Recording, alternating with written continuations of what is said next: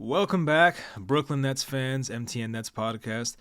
So, 3-game win streak since I last talked to you guys after that loss to the Knicks last Saturday. I think it's our first 3-game win streak since, well, we had one in October.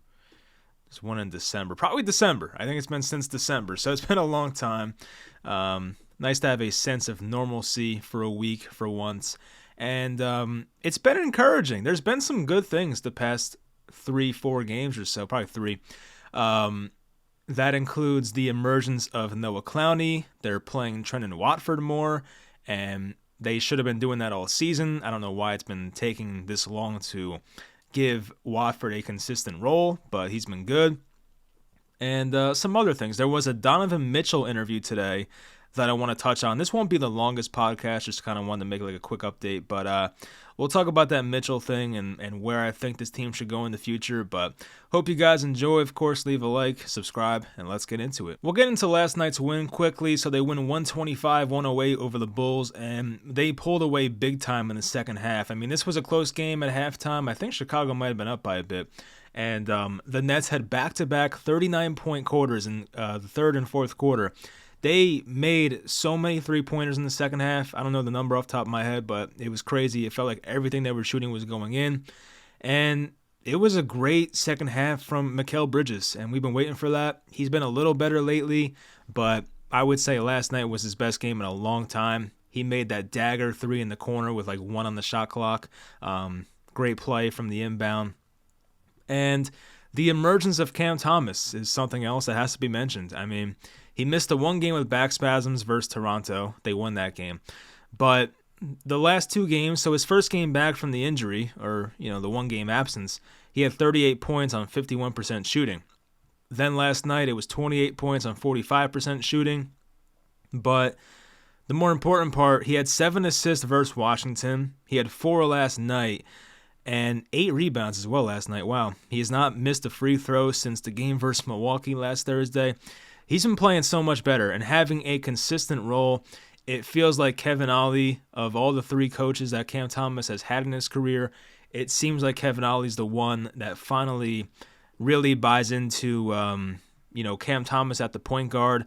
I know that Ollie had a quote about that saying he loves Cam Thomas at the 1. And truthfully, that feels like the best thing for this team to do. Of course, we have Dennis Schroeder. We know what he is. He's been good so far, too. I don't want to just gloss over Schroeder like he's been nothing. He's been pretty good. I really can't complain. He's been shooting the ball well.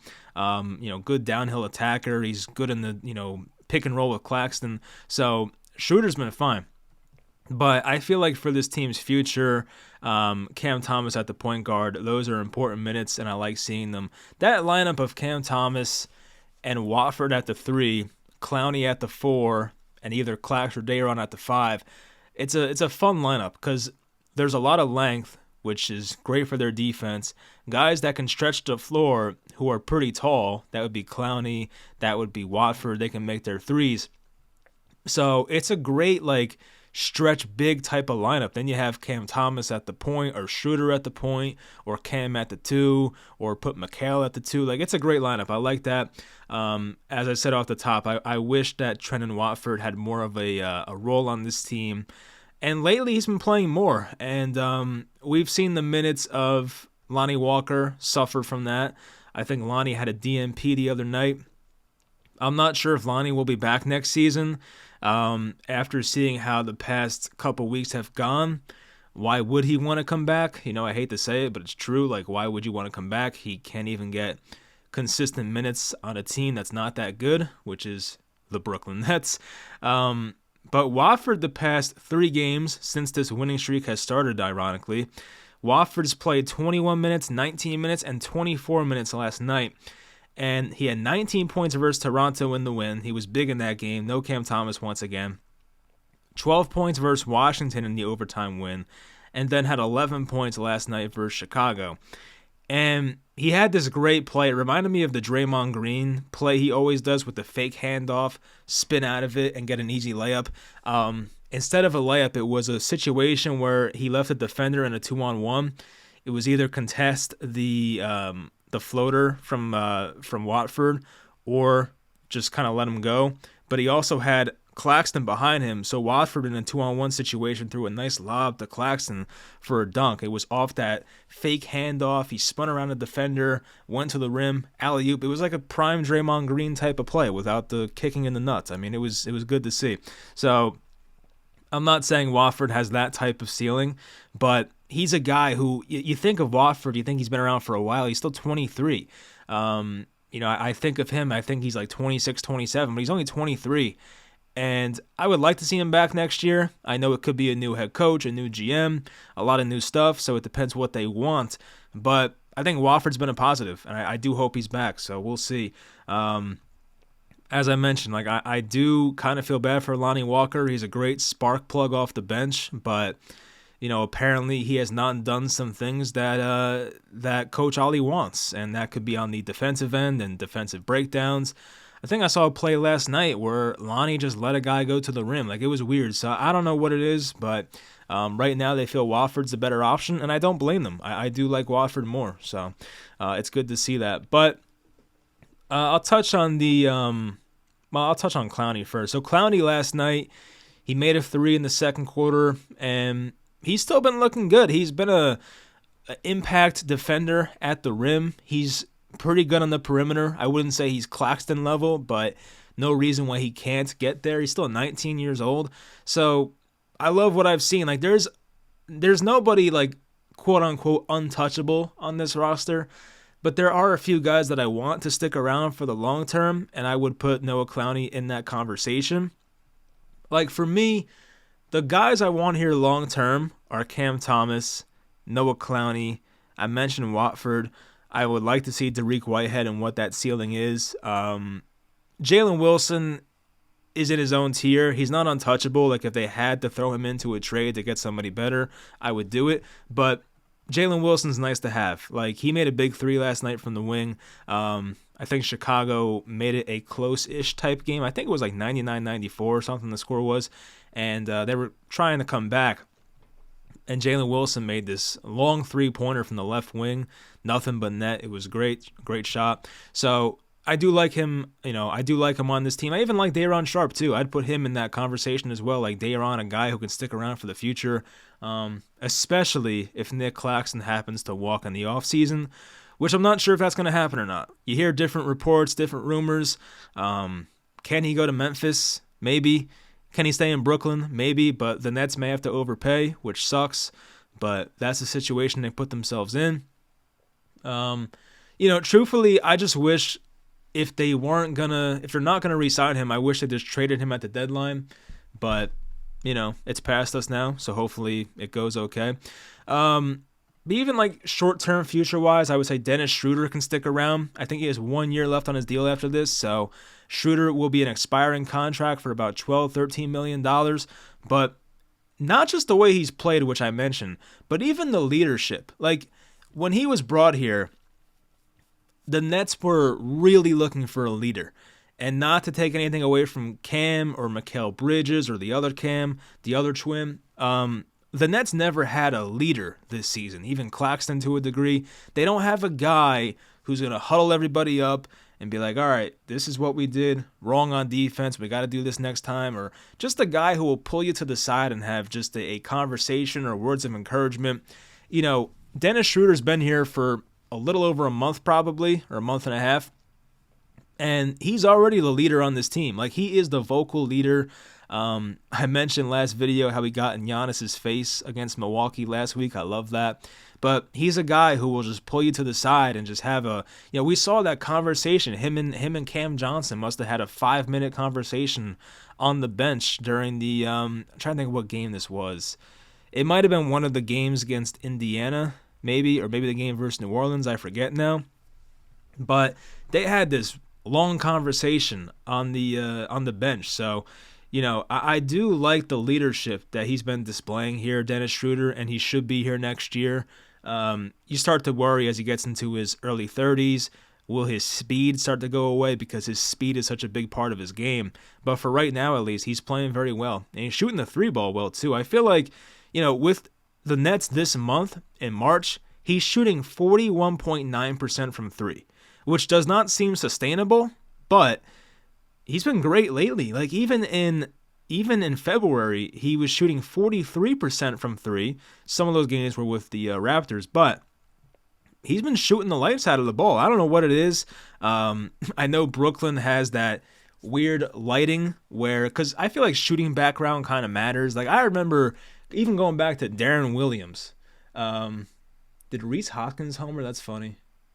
How ironic. Anyway, I remember the game, or not the game, it was like a report that Darren Williams, when he played at Prudential Center for a year and a half before they moved to Brooklyn, I remember he complained about the shooting background because it's more of like, I know Seton Hall plays there, but it's more of like a hockey arena, and he was not a fan of the shooting background at Prudential Center.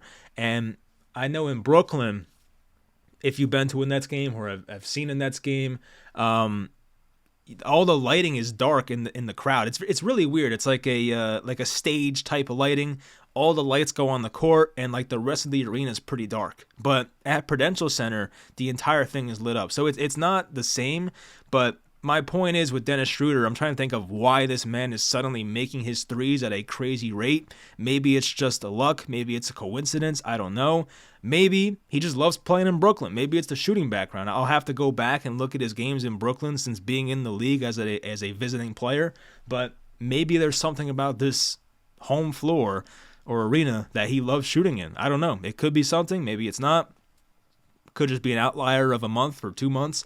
But it's been good to see so far. So schedule-wise with this team, I believe there's 8 games left, which is kind of sad, but kind of a relief at the same time.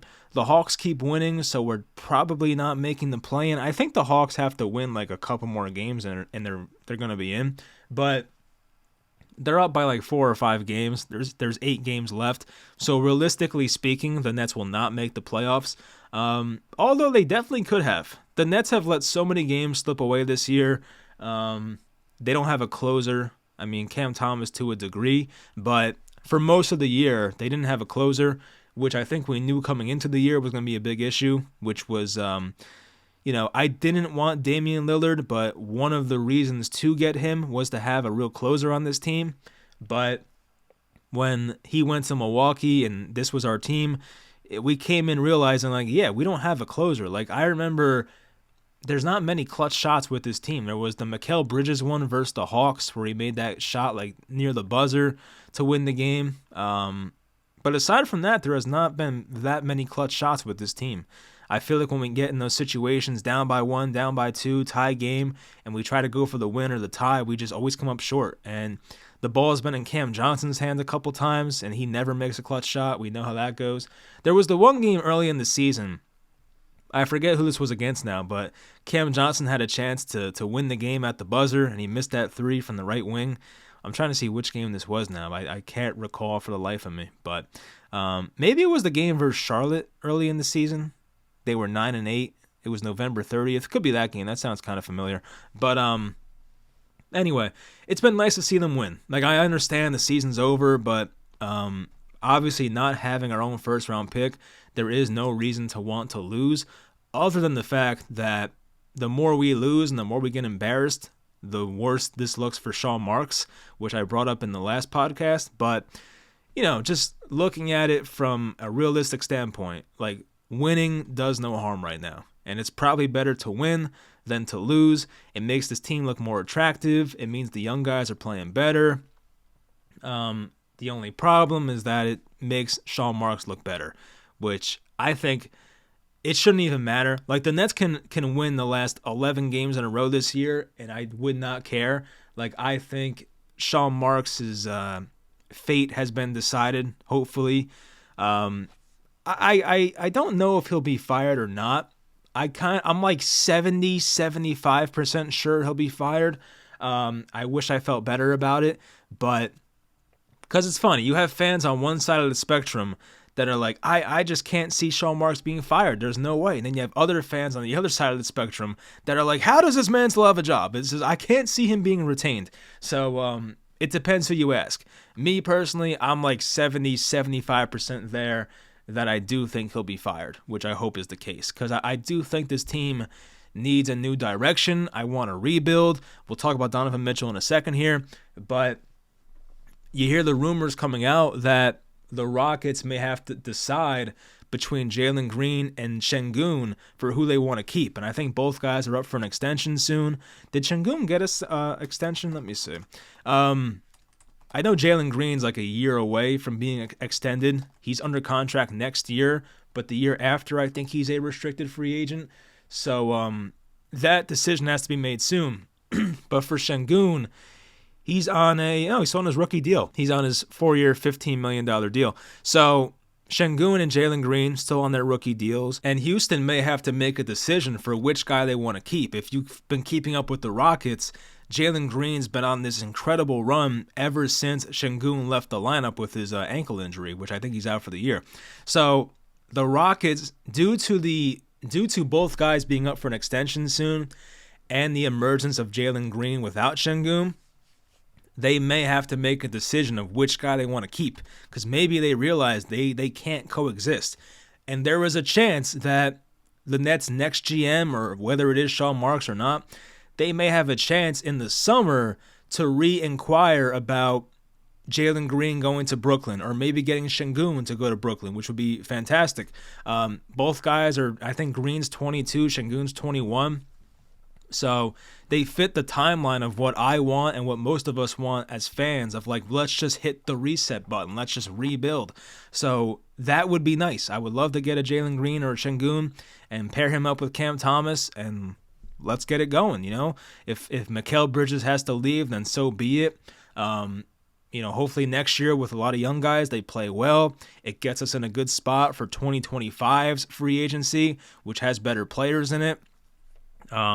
I know like Jason Tatum's in it, Donovan Mitchell's in it. There's a few guys in there that are like younger, better players than what we're going to see this offseason, where there's not too many intriguing free agents. There's Paul George.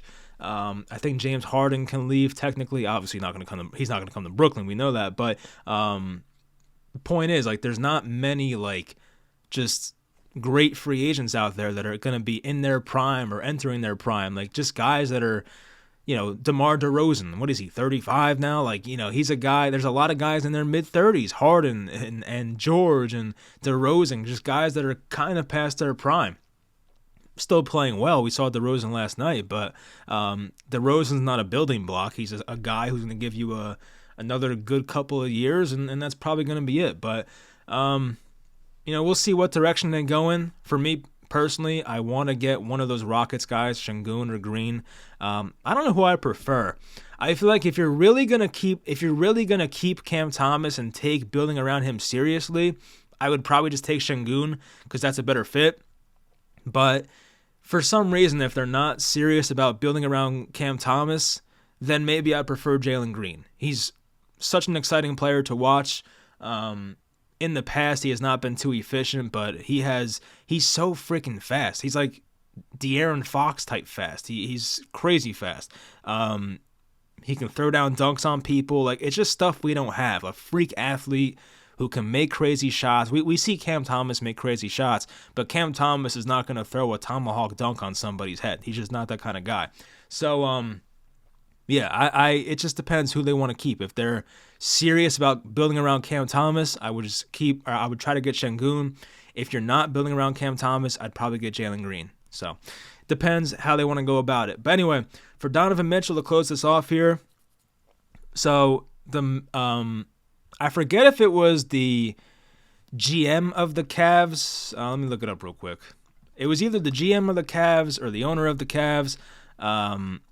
He went on to say that they feel very confident about their ability to sign Donovan Mitchell to a long-term contract. I think it was Dan Gilbert. He's the owner. So I think it was Dan Gilbert who said this.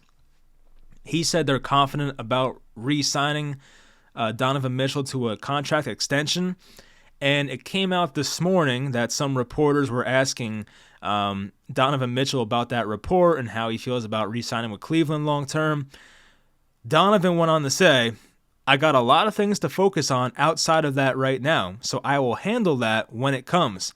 I'm going to give you the same answer. So based on what he said and the body language, it didn't seem too convincing that he's for sure going to re-sign with the Cleveland Cavaliers. And I think a lot of it can come down to what happens this this playoffs, which is in, a month or so, or less than a month. If the Cavs get bounced in the first round, if they get bounced in the second round, if, whatever, if something goes bad, he may ask out in the summer. But if they go on to make the conference finals or make the finals, then maybe that changes his whole perspective on things and he actually stays there. So a lot has to be decided. But the thing I'm really petrified of as a Nets fan is that they're going to trade Cam Thomas. Cam Johnson I don't care about, but it's just for matching salaries. But Cam Thomas and, 2 or 3 of those Phoenix Suns picks to move off or to get Donovan Mitchell, which I don't want to do. Like I would love to have Donovan Mitchell here, don't get me wrong, but I feel like giving up on Cam Thomas right now with what he's shown you the past, 2 months or so, I just feel like it'd be crazy. Like, I understand Cam Thomas is never going to be a top 5 player, probably even top 10 player in this league, but he's a homegrown guy, which we never have. He's 22 years old. He has shown so many strides as a player, whether it's defensively or playmaking or just being a smarter player, being, a better pro in general. Like, he's understanding things more. He's seeing this at a higher level, making passes that he would not normally make. He had the alley-oop against, I think it was Washington, the crazy alley-oop to Claxton where, he went over his head and threw, this great alley-oop. He is seeing things at a different level. Even last night there was a play where he was in the paint doing his, usual step back going to his left, and both guys came at him, and he just threw this really nice, just touch pass to Claxton for an easy dunk. He's just seeing the game at a high level. I would hate to give up on this right now. I really would. Cam Thomas does need an extension, I think, next year. He's under contract next year. Let me look it up quickly just so I'm not talking out of my ass. But the Nets do need to make some type of commitment to him soon, which if they don't want to, then okay, go and get Donovan Mitchell. But me personally, I want to see this team build around Cam Thomas. He's under contract next year for $4 million. In 2025, he's a restricted free agent. So next year under contract, year after free agent. So we'll see what they decide to do. But for me personally, I want to see this team build around Cam Thomas.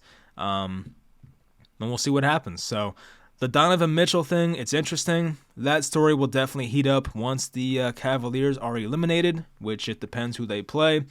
I'll take a look at the standings quickly just to see, because I think they're the 3 seed right now. I know the Knicks lost last night. Yeah, they're the 3 seed right now.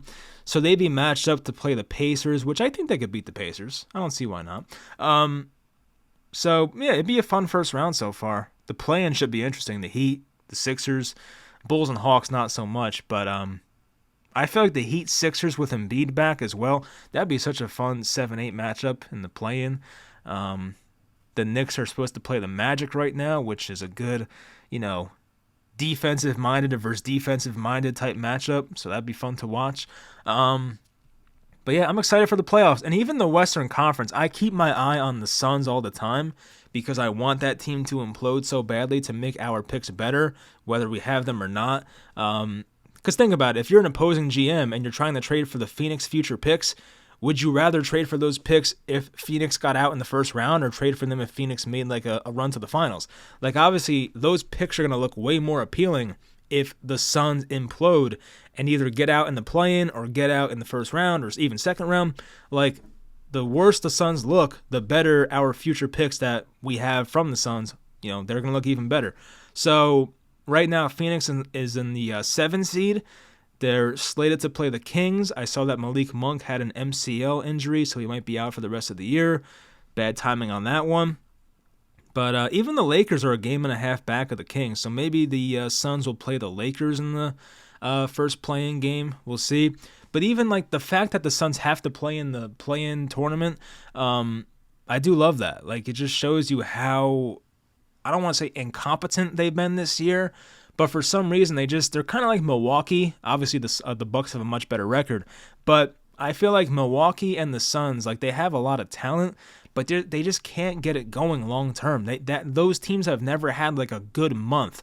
You look at teams like the Thunder, the T-Wolves, the Celtics, like they've had, even the Clippers when they went like 20-4 that one month. Like those teams have had like these stretches where for a month or so they look like an elite basketball team.